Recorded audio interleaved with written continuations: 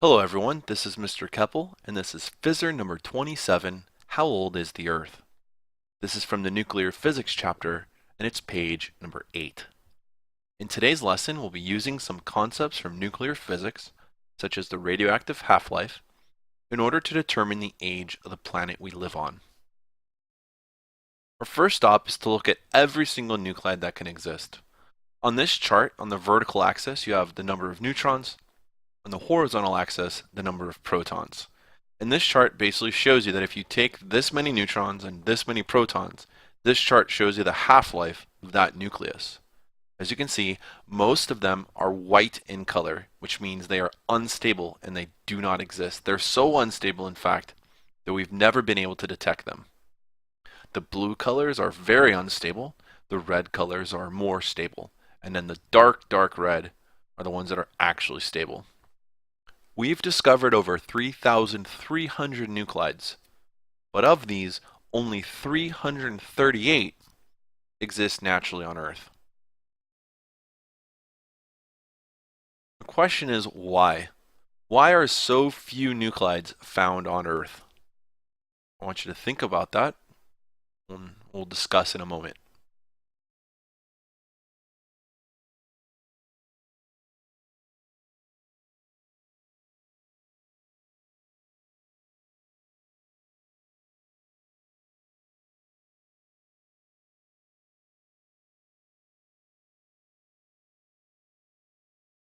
You can see on the chart that most nuclides are blue, which means very unstable.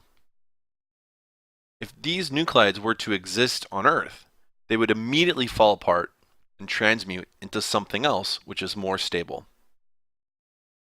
So the idea is unstable nuclides cannot exist in the environment because they would fall apart, turn into something else, and then that something else is what you'd actually find. So the 338 nuclides that we actually find on Earth are probably stable. And that's why so few nuclides are found on Earth, is because in order to be found, they need to be stable. And you can see that most nuclides are not stable. Here's a chart of the abundance of various elements here on Earth. Now, if we go all the way to the right-hand side, you'll notice thorium and uranium. They are over 82 protons. Remember, 82 protons is the cutoff for being radioactive. So uranium and thorium are indeed radioactive. They are unstable. How is this possible? Can you explain? How can we find a radioactive element on Earth? Shouldn't it fall apart?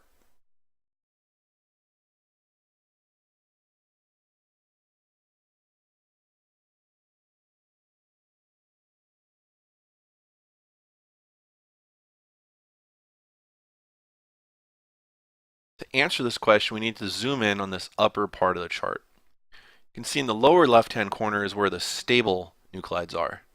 And up above that, we have this gap of high instability, lots of white and blue. And then beyond that, we notice this area of some stability, slight stability up there. In the upper right-hand corner, we see some red and some orange. Those are the colors of higher stability. In fact, this red box right here, that is uranium-238. And uranium-238 has a half-life of 4.5 billion years. While uranium isn't stable, it's also not extremely radioactive. That is a pretty long half-life. We also find thorium-232 in this same region. It's that box right there. Thorium-232 has a half-life of 14 billion years. This is the answer to our question. It's possible for radioactive nuclides to exist on Earth as long as they have an extremely long half-life, like billions of years. These nuclides that have been on the Earth since the Earth was first formed, they're called primordial nuclides. They've existed in their current state since the Earth was first formed, and uranium-238 and thorium-232 are primordial nuclides.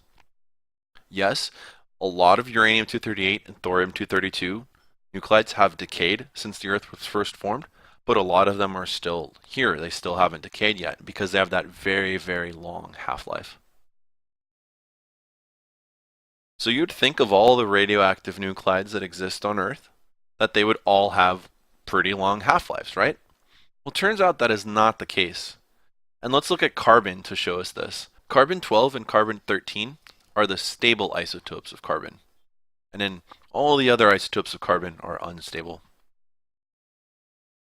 Let's focus on carbon-14, which has a half-life of 5,730 years and decays through beta emission. When carbon-14 decays, one of its neutrons, because it has so many of them, it has too many of them that the nuclear force is completely out of balance with the electric force. What happens is one of those neutrons turns into a proton, and when that happens, it spits out an electron. This is called beta decay. So carbon-14 is radioactive. It has a half-life of about 6,000 years, but it exists naturally everywhere on Earth. There's some carbon-14 in your body right now. It's in all organic things on the entire planet. So how could this be? It has such a short half-life, but it still exists naturally. How could this be possible? Can you think of a reason?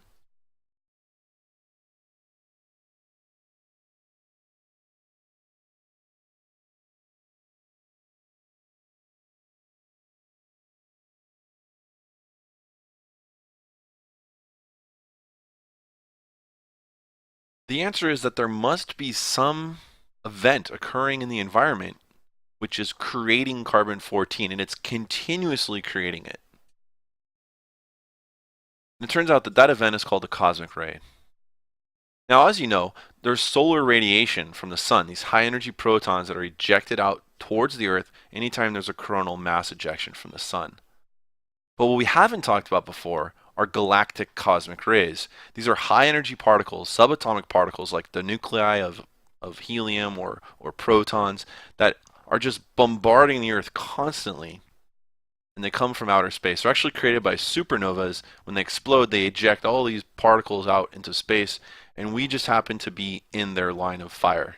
So the Earth is constantly being hit by these high-energy cosmic rays. These are really, really energetic protons that are smashing into the Earth continuously.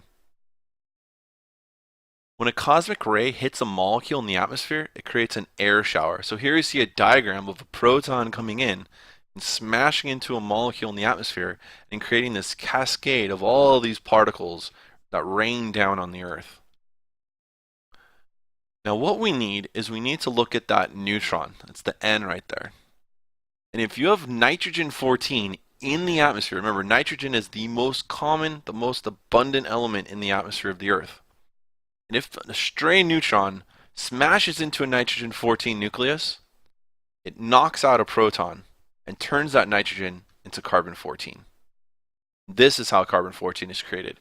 When a cosmic ray hits the Earth's atmosphere, it causes a particle shower, which then creates radioactive nuclides. So this is one way that short-lived radioactive nuclei, such as carbon-14, can exist on the Earth.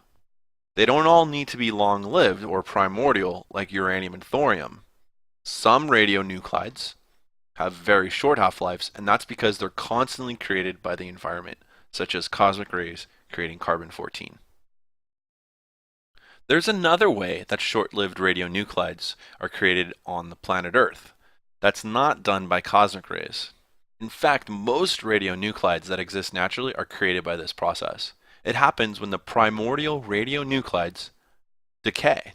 And when this happens, they continue to decay until they become lead. And in that process creates many, many, many in-between radionuclides. So here's an animation I've created to show that process. You can see that thorium-232 is radioactive. The half-life is 14 billion years. So it's relatively stable, but eventually every single thorium nuclide is going to decay. And when that happens, it's always an alpha decay, and it turns into radium, which then turns into actinium, and then back again to thorium through a sequence of 2 betas, and then it goes, I can't even keep up, it's going too fast. Look at all these decays. So many decays. Okay, finally we're stable lead. So notice that there's all these in-between nuclides. And if we look at the half-lives, you'll notice that these in-between nuclides are all very short-lived, on the order of seconds or days or minutes, with a few years there. And every single one of these nuclides exist naturally. They're all naturally occurring radioactive nuclides that you find here on Earth. And you find them not because they've been here since the Earth was first formed. You find them because they're created by thorium, which has that very long half-life of 14 billion years. As long as thorium is present on this planet, all of these other decay products will be present as well. In fact, this is where most of the radioactive nuclides that exist naturally are found. They're found from these decay chains. So those that are not created by cosmic rays, all of the remaining naturally occurring radionuclides are produced by the decay chains of primordial radionuclides such as thorium-232 and also uranium-238 as mentioned before. Why do we care about these radioactive nuclides and how they're created and where they come from? The reason we care is because if we can get rid of these naturally occurring radionuclides and just focus on the primordial radionuclides, we can actually use the half-life, the primordial nuclides, to determine the age of the Earth. The reason why is because radionuclides act as a clock of sorts. That if we know the half-life of the nucleus, we can determine how much time has passed. For example, if a substance has only 50% remaining, then we know that one half-life has passed. If you know how much of a sample remains, you can determine how much time has passed. Radioactive nuclides are a clock. And so if we look at those primordial nuclides, the ones that are radioactive, and we look at which ones they are, and we look at their half-lives, we can determine how old the Earth is. To summarize, we have 338 nuclides found on Earth, and of those, 70 of them are radioactive. Of those 70, we've identified 53 which are continuously renewed by the environment. This means either by cosmic rays or through decay chains. And that leaves 17 which have been here since the beginning. 17 radioactive nuclides that have been here since the Earth was first created. They're not renewed by the environment. They've just been decaying away ever since the Earth was first formed. Now we can't look at the ones that are continuously renewed because their clocks would be reset all the time. As soon as they're created, the clocks would be reset. We have no way of knowing when they were created, so the half-life concept can't be used to date those radionuclides. However, the ones that have been here since the beginning, their clock was first set, and that like a stopwatch was first started the moment the Earth was formed. And that clock has been ticking ever since then. And all we need to do is look at the half-life, and then we can tell how old the Earth is. So let's do that. Here's all the radioactive nuclides that we find on Earth. And then here are the ones that we don't find on Earth. Now, if you compare these half-lives, you'll notice that the ones that we find on Earth have very long half-lives, whereas the radionuclides that we do not find on Earth have extremely short half-lives. You can see at the top of the list of not found is samarium-146, which has a half-life of 100 million years. We do not find samarium-146 on planet Earth, which means Earth is old enough that so many half-lives have passed that samarium has all decayed away since it was first present on the Earth when the Earth first formed. And the same thing goes with plutonium-244, curium-247. They've all decayed away. They're extinct. But if you look at the ones that are found on Earth, the bottom of that list is uranium-235, which we do find naturally on Earth. It's very, very rare, but we do find it, and that's 700 million years.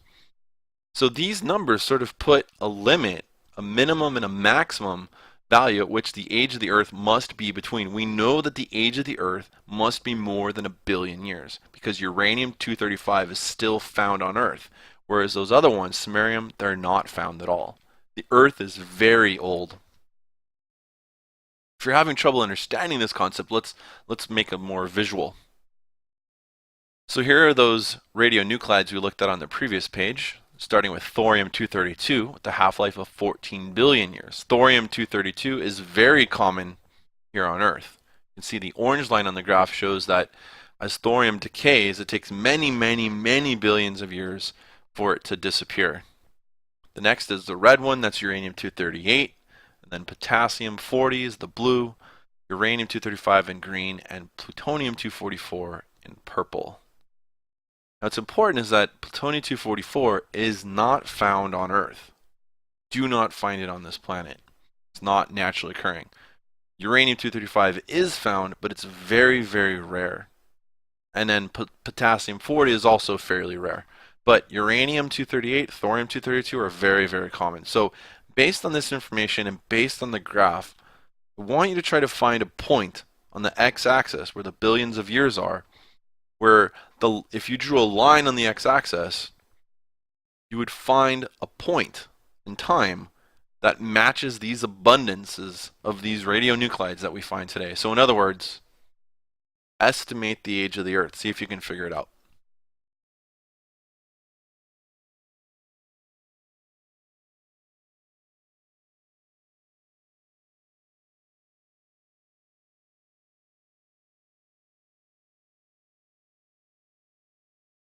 This is what I'm saying. If we draw a line right there, like right past 0, so, what's that, like 100 million years? The Earth cannot be 100 million years old. This is way too young. Because if we draw that line there, the purple, plutonium-244, would be still found on Earth at about a 40% rate. We do not find plutonium on Earth. The Earth cannot be that young. The Earth needs to be older than that. So if we go to the other end, let's look at around 9.5 billion years old. Yeah, we've got our thorium up there in the orange. We've got thorium. We've got, next up, uranium still present. But look, everything else is extinct. The Earth can't be that old. Because if the Earth were that old, then we wouldn't be able to find any potassium-40, uranium-235, or plutonium-244, which we do find potassium and uranium.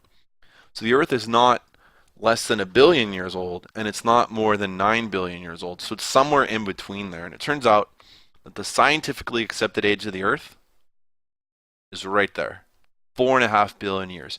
You can see that thorium, uranium, quite common on Earth, but if you go down lower, uranium-235, that's the green graph, is very rare. There's only a little bit uranium-235 naturally occurring left on this planet from when the planet was first formed. And there we have it. The scientifically accepted age of the Earth is 4,550,000,000 years old. In our little thought experiment here, we simply found a range of values for the Earth, but scientists have actually dated meteorites from space that have crashed into the Earth. We've dated those based on the zirconian crystals found in them and looking at the concentration of lead. Remember, those primordial nuclides, they all decayed down into lead. Well, in zircon crystals, you don't find lead in them, but you do find uranium. So if you find any lead in a zircon crystal, it means it must have come from the decay of uranium. So all you have to do is basically count up how much lead you find, given the known decay rates of all those radionuclides between uranium and lead, and then from that you can determine the age of the meteorite. And we assume that the meteorite was formed the same time the Earth was formed, and from that we get to this 4.55 billion years number. But we know for sure that the Earth must be billions of years old, because if it was any younger than that, we would find way more radionuclides than we do. And if it was older than that, we wouldn't find any of these radionuclides still. So there you have it. The planet we live on is very, very old. We are alive for just a brief moment in time on this planet. That's it for today's PHYZR. Hope you guys had a good time, and I'll see you in class.